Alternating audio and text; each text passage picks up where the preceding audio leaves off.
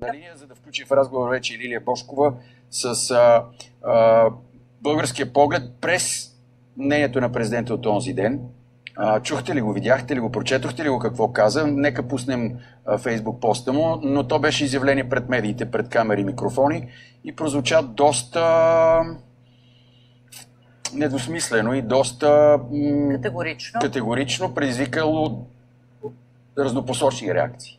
Критики, одобрение, анализи.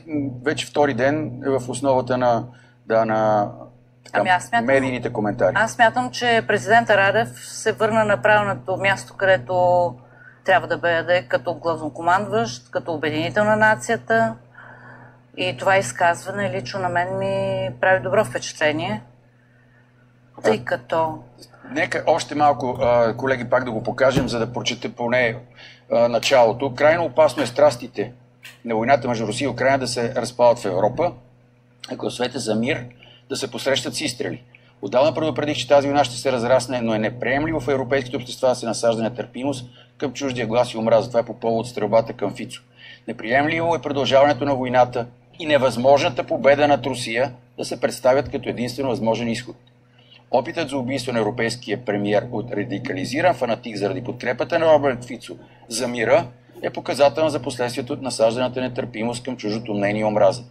Затова допринесох и много политици, партии и медии със своето представяне на всеки различен глас като проруски, което е крайно несправедливо и води до негативните последствия.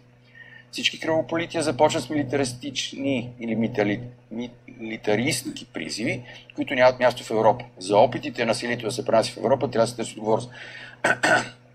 Даде обаче, особено фразата невъзможната победа над Русия определено провокира хората, които... Ами провокира хората. Значи, ние сме свидетели отстрани на това каква военна сила във вид на оръжие се изпрати в Украйна.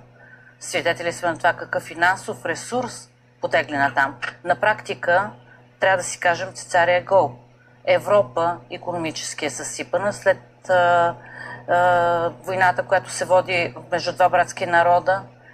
Никой не говори за мир, господин Савов. Прави ли ви впечатление? Никой не говори за преговори вече 3 години.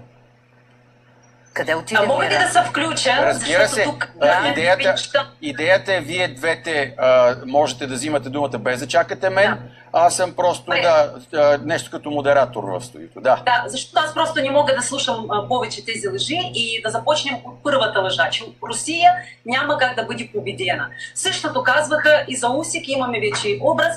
Това твърдение лежи въз основата на всичко, което казва Радев след това. Всъщност, защо? Защото той го е изстрах точно от това, от тази мисъл, че Русия няма как да се победи. Значи аз ще ви помоля да бъдете... Това не е така, това първото. Не, вижте, трябва да бъдете толерантна и към чуждото мнение, защото на мен лично ми омръзна да слушаме само едната страна на политически изказвания, на изказванията на украински граждани, да се налага мнението на всичките, като все едно не съществуват други хора.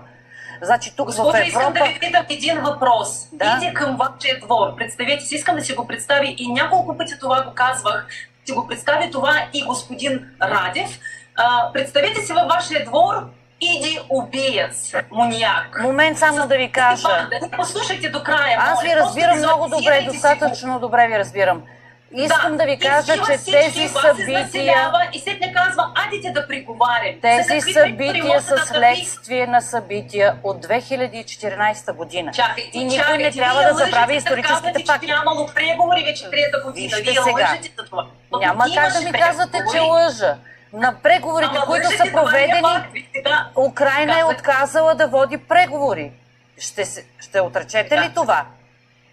Аз искам господин Радев да покаже пример как се водят преговори с маніяк и убиец, който иска да ни унищожи. С тези изказвания господин Радев само каза, аз благославям този геноцид, който Путин извършва в украински. Аз не съм защитник на Путин, но не бива да забравяме, че в Украйна 2014 година се положиха основите на това, което в момента се случва. И вие би трябвало най-добре да го знаете това при положение, че живеете в Украйна. За мен като българка... Дайте да се разберем за какво